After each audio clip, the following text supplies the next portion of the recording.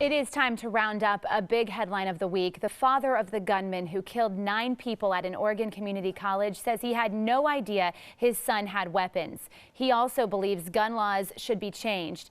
Ian Mercer tells CNN he's struggling to understand how and why the shooting happened. Police say Christopher Mercer had 14 guns and took 6 of them to the campus on Thursday. President Obama says lawmakers are fearful of the powerful gun lobby and plans to push again for gun control. Republican presidential hopeful Jeb Bush says he's opposed to new federal gun laws. The ongoing gun control debate is our topic this half hour. We want to hear from you on our Fox 26 Facebook page. You can weigh in on Twitter as well. Use the hashtag Fox26forlife.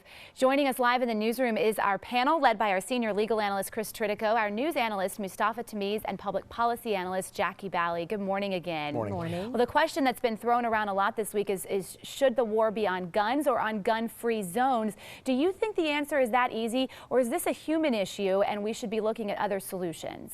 Well, a gun-free zone just increases punishment for people who bring a gun into a gun-free zone. It doesn't prevent people from taking a gun into that zone if they intend to do harm. And so having a gun-free zone doesn't help save lives, in my view. And so the debate ought to be around, and I'm not suggesting either way, but ought to be around, do we need tighter gun control?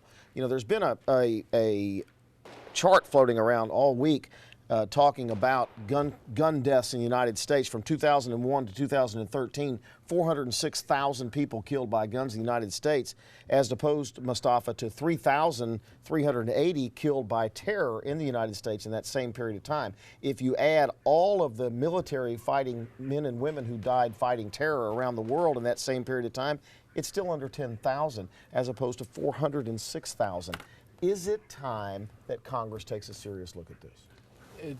That time came a long time ago, and it seems like it's not happening after the Newtown killing of children and kindergartners, and then this recently. Here's what I think we should do. There's a part of me that every time you see, you're saddened by it, and you feel like our system doesn't work anymore, that we're not able to pass important legislation that protect all of us. So rather than going down that trap, I'd rather just stand with the families. I'd rather stand with Gabby Gifford, the parents of the kids from the Newtown, or this father, right?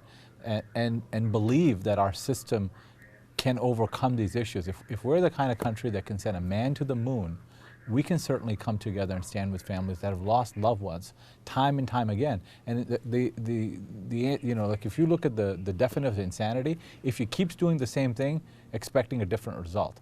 We've kept on passing, increasing freedom to carry guns. It is causing the deaths of our children. We need to do something about it. Jackie, how do we continue to ignore these numbers?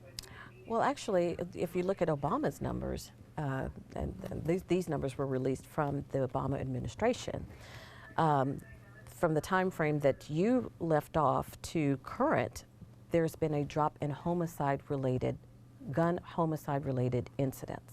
From 13 to 15? Correct. Okay.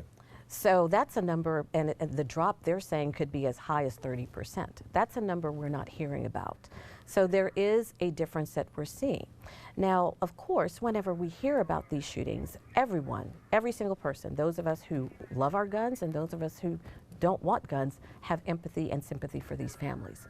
But instead of saying, let's take away guns from law-abiding citizens, we need to look at the people, look at mental illness.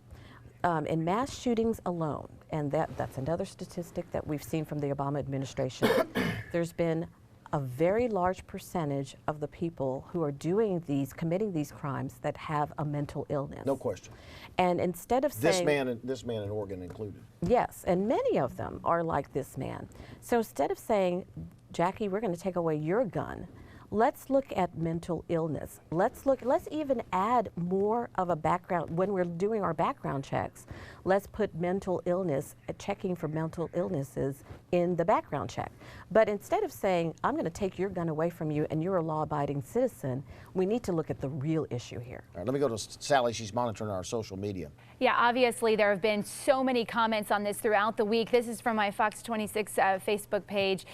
Jimmy Lynn says she used to grow up near here, and she says, I feel the gun-free zones are easy targets for a deranged, unhealthy, psychotic person to target. She says, think about if 2 or 3 others were legally carrying, this may have been a non-issue. Deb down there says, I believe that this is a human issue. And then going over to look at what Preston says, he says it should be harder to get a firearm. Firearms should be registered and gun owners should have to carry insurance. Having more people armed doesn't always solve the problem.